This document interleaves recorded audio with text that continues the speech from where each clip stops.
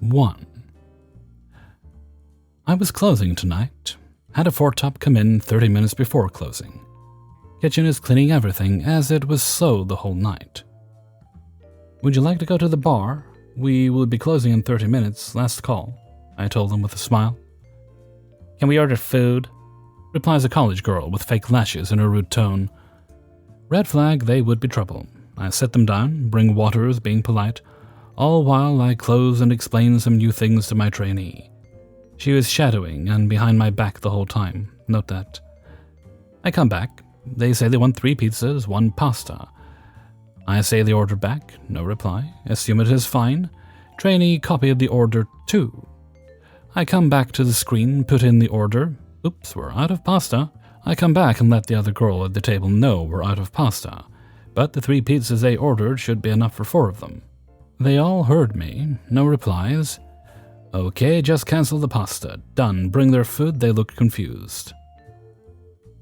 We didn't order that. Excuse me? We only ordered 2 pizzas. My apologies, let me check. Go back to do my site work while contemplating how I fucked up. I talk to my trainee and she is confused. I got the same order you did, I don't know what they're talking about. I come back and I talk to them in a polite, calm tone. I apologize for the confusion, but I checked along with my trainee and it seems that 3 pizzas were ordered. No, not possible, we only ordered 2, you are wrong. They ordered 2 pizzas of the same kind and 1 different. Both me and the trainee wrote the same thing, plus we checked with your friend on her pasta order and said about the 3 pizzas. We were confused and didn't hear you say it, and we were talking about it when you left. Well, I did repeat back that 3 pizzas were ordered. Well, you didn't repeat the whole order back. I did. So, shortly after, they're dying on the hill that is my fault, with my trainee being confused. My manager had to comp the pizza with a grudge, as he realized he could not deal with them. Showed the check with the comp and gave it back, as I was not sure if they touched it, and I don't like wasting food. I hate people sometimes. 2. I work as front of house at a cafe in Australia. I don't understand the way some customers complain about certain things. Last week I had a customer complain that her feta cheese tasted off, so I took it at the back, told the supervisor, and he tasted it and it was apparently off. He went straight to the chef and let them know, and they gave me a $10 voucher to give to the customer. I bring it out to here because she was sitting there, and I hand it over and explain what it is, and she is like, I wasn't asking for anything for it.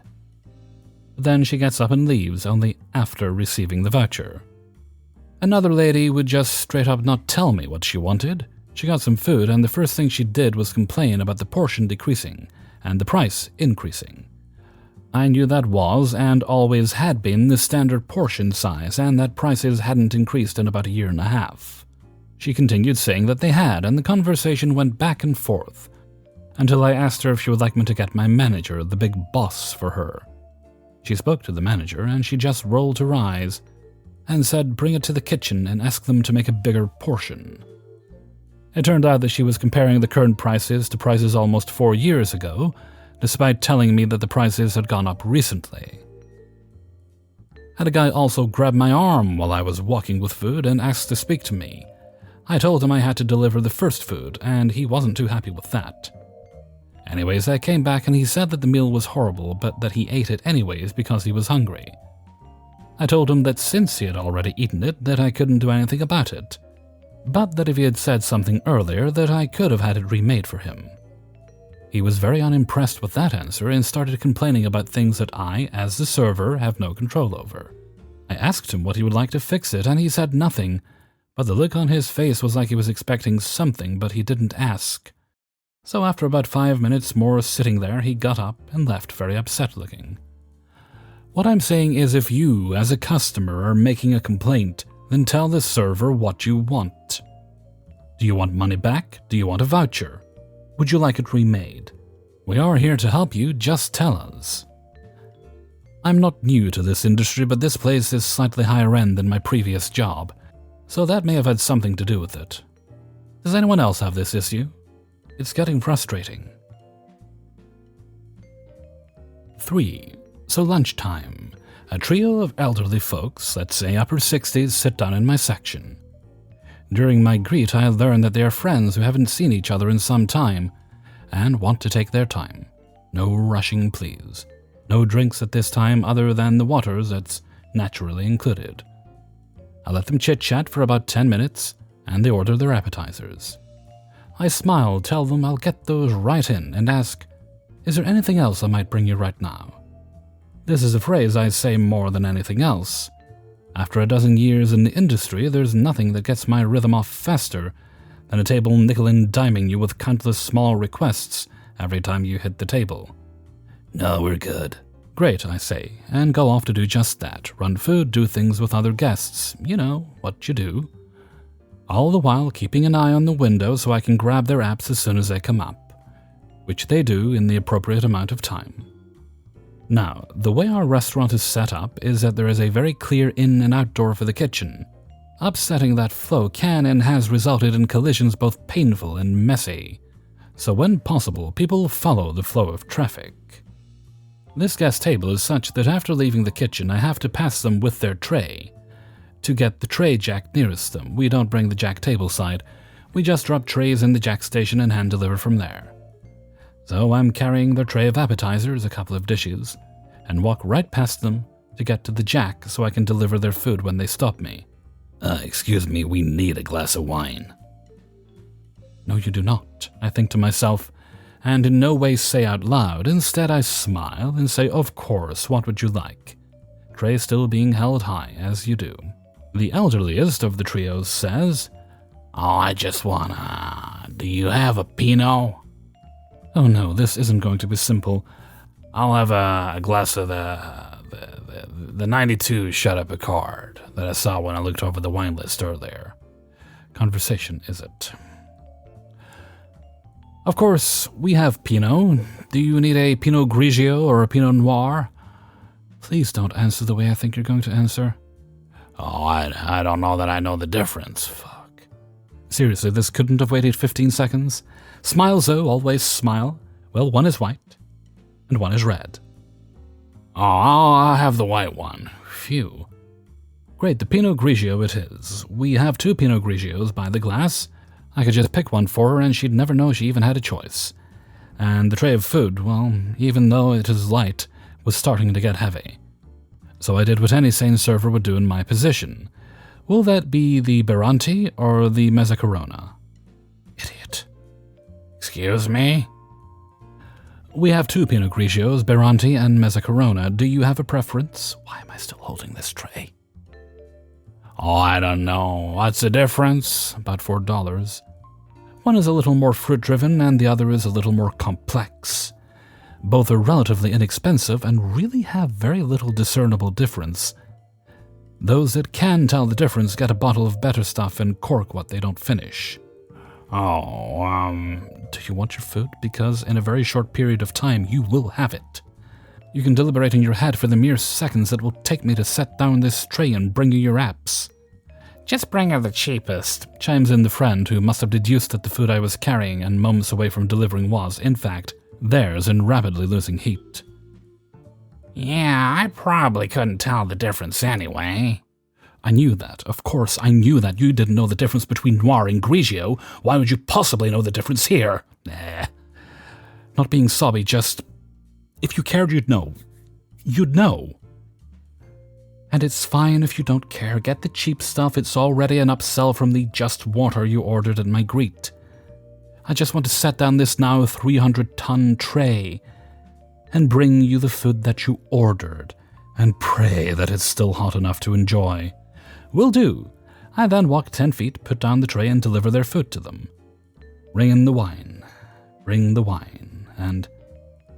"Our calamari is cold." "Of course it is." 4. Near on 20 years ago, I was a graveyard waitress at a local Denny's that no longer exists. This was a small establishment, about 13 booths and 15 counter seats. This was also my first job, and I have found this many tables to be overwhelming. I'd often find myself dry heaving from stress in the back. I only lasted about a year at the place, and I have never gone back to waiting tables. Mad props to anyone who can handle it, because I certainly can't.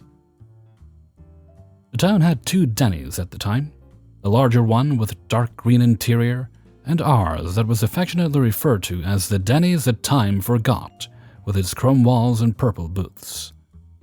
On the weekends, this Denny's would have 2 servers on staff for the graveyard shift, 1 cook and 1 dishwasher or janitorial staff, to handle the rush that happened when the bars closed and all of the drunk people wanted someplace to get food.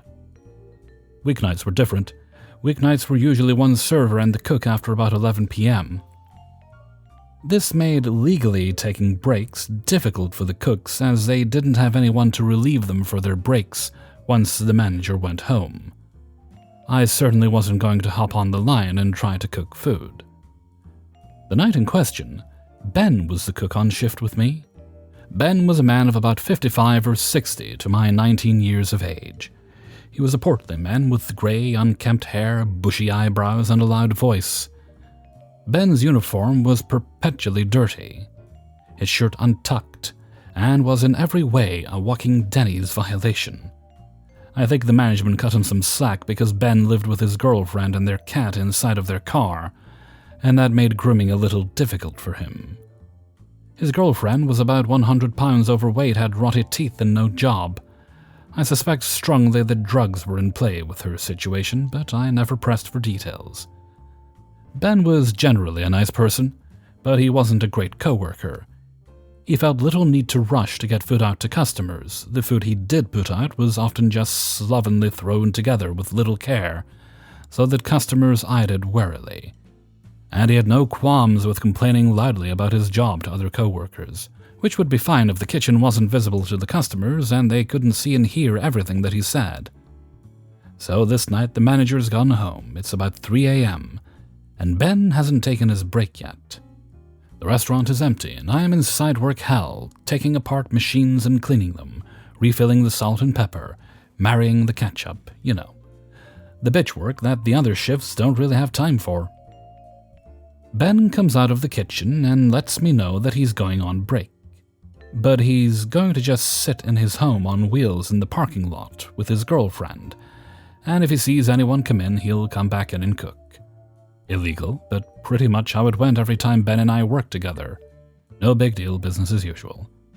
Everything's fine for the first 10 minutes or so. But then I start to get a small rush. I mean small, like 3 or 4 tables, but again, it's 3 a.m. on a Wednesday. So big rush for that day and time. No worries, I seat the table, get them their menus, take their drink orders, and wait. And wait. And wait. What the hell was Ben? I didn't want to start putting orders into the kitchen until he was back at the helm for the sake of both our ticket times, and getting him slammed when he did come back in. But the expectant looks of one of the tables on me as they sat in the booth across from where I stood rolling silverware into tubs sent my anxiety into overdrive, and I decided to take their order and send it into the kitchen. I watched from the computer as the ticket spat out of the kitchen printer, and I looked expectantly at the door, like Ben would magically appear once an actual ticket was in the kitchen. That's when I noticed the flashing red and white lights in the parking lot. Moving across the floor towards the window, I realized there were 3 cop cars in the parking lot, surrounding Ben's car. Did I mention I have anxiety? I stood frozen for a moment, wondering what the hell I should do in this situation, before I realized I should probably find out what was happening and how badly this was going to affect Ben's ability to cook. Stepping outside, an officer told me as I approached, "Get back inside, this doesn't involve you." He snapped at me. I froze again, watching as Ben was placed handcuffed into the back of one of the cars. "You have my cook in the back of your car," I said dumbly, restating an obvious fact. "It kind of involves me." At this, the cop started to laugh. I looked at him. Should I call my manager? "I would," he said before he laughed again and walked away. Dick. Heading back inside, I met the eyes of one of the patrons I had taken the order of yet. "Not looking good for food, is it?" he asked me. I can do salads or desserts, but that's about it. The other Denny's is open. They nodded and stood up to leave. I didn't charge him for the drink I'd already served him.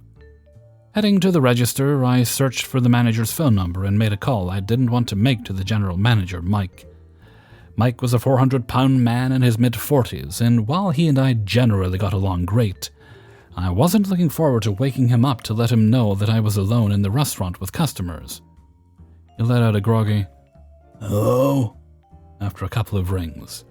My eyes drifted to the table of customers whose order I'd already put into the kitchen, that I knew wasn't going to get made at this point. I was going to have to go over there and deliver the bad news, and this caused my stomach to clench in dread. "Hello, anxiety, my old friend." "Hey, Mike.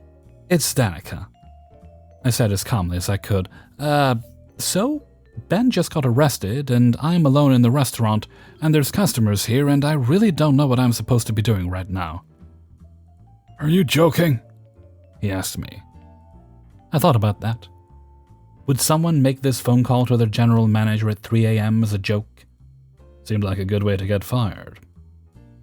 "I wish," I responded. "I've got a couple of tables left. I've already sent one table to 1234. I rattled off the store number of the other Denny's. There was another long pause. "Send any other tables to 1234. I'll be there as soon as I can." We hung up, and I made my way over to the table that I had put the order in for. "Weird," the man said as I opened my mouth to talk. "I can do salads or desserts," I said helplessly. "Ha! We'll go to the other Denny's." I nodded, watching more of my tip money go to the other store. "No charge for the drinks," I replied as a form of an apology, as he and his companion and the other table left in the restaurant headed for the door. Mike showed up about 20 minutes later. I didn't get another table that night, my shift ending at 6 a.m. By the time I got off shift, Ben was back at the restaurant to regale us with the tale. His crime? Honestly, being homeless in our town seemed to be it.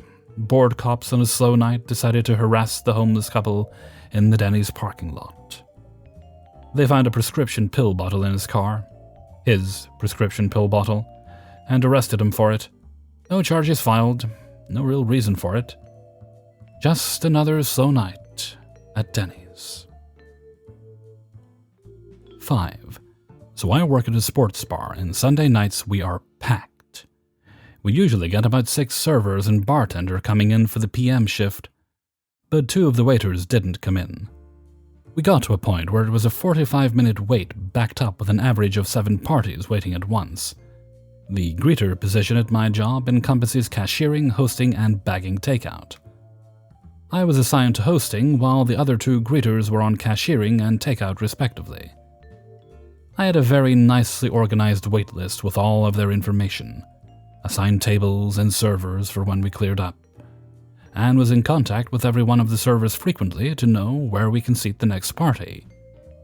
The one greeter was in charge of taking takeout orders and handing them out. I notified 3 parties via text that we were ready for them, went and found the servers to let them know people are coming in, and then as soon as I come back, the other greeter has cleared and deleted every party. Her reasoning was that we were about to seat them anyway, so it was fine. It wasn't fine. Not only do I not know any of the names nor the sizes of the parties, I also didn't know where or who I assigned them to. I had to figure it all out again. And when we seat them, you don't clear them, you only clear them when they walk away. You're supposed to seat the party at the table on the tablet. There was also a nice older lady who told me to call her instead of texting because she didn't know how to work the texting on her phone. Her phone number was lost. There was also a party who didn't respond to their text and didn't show up for only 5 minutes, and she marked them as a walkaway. I was about to call them so that they can get their seats they've been waiting 45 minutes for. Phone number lost. I always appreciate people helping out when I need it, but I was doing swimmingly. I had everything sorted out beautifully, and any second I spent away from the stand, she purposefully walked to my stand and cleared off my parties. It didn't help that she spent the majority of her shift sitting in the kitchen on her phone. She is both older and been working there longer than me. I used to feel bad that the kitchen staff would bully her, but she deserves it. She is completely incompetent and clueless. Now, I can't get mad at her for being dumb because I'm always dumb. I don't think things through and have no common sense, but I care about my customers. And I care about making things easier on my waiting coworkers. So I put as much effort as I can into organization and communication. Hey everybody, Hellfreezer here, and thank you very much for listening to Spinning Plates, episode 184. And thank you very much to everybody who allowed me to use their stories in this video. Before you go, please do hit the like button and share the video with a friend or family member. And before I do anything else, so I don't forget, today we have a birthday shout out that goes to Jordan. Very happy birthday to you, Jordan. Not sure how old you are, but I hope you have a great day today. And since it's the end of the month, I want you to celebrate right through to the end of September. Since we're near the end of the month, why not? As I have the authority to tell people how long they can celebrate their birthdays. Appointed by myself, of course. So that's a month of celebration and good times and indulging in all your favorite foods. But whatever you do, please make sure you take time to pamper yourself and just appreciate the things in life that make you happy. Okay, now I'd like to sing Happy Birthday. Then we'll move on to the question of the day. Happy birthday to you. Happy birthday to you. Happy birthday, dear Jordan. Happy birthday to you. All right then. Lovely. Right, for those of you listening to this on the Saturday it goes up, I will do my best to have some kind of stream tonight. Not sure what, but some kind. We'll see. Maybe Sherlock Holmes. But, that being said, now let's move right along to Hellfreezer's question of the day. And today's question is, which would you rather own, a car that drives itself or a refrigerator that comes when called? Both of these things do exist in one form or another, and will only get better over time. Well, I think the fridge that comes may be more of a novelty, but the self-driving cars will certainly get better. Personally, I would rather have the self-driving car. I can certainly see benefits of having a fridge that comes when called, especially if you're not so good on your feet. But for me personally, I feel I probably shouldn't skip the walk to the kitchen. But a long walk to do some shopping or other things, maybe a self-driving car would be pretty cool. Especially when the weather's bad. I live in Scotland, for crying out loud. But you might think differently, so let me know what you think in a comment below. Okay, and with that, I'm going to head off for now. So until next time, thank you very much for listening, and take very good care of yourselves.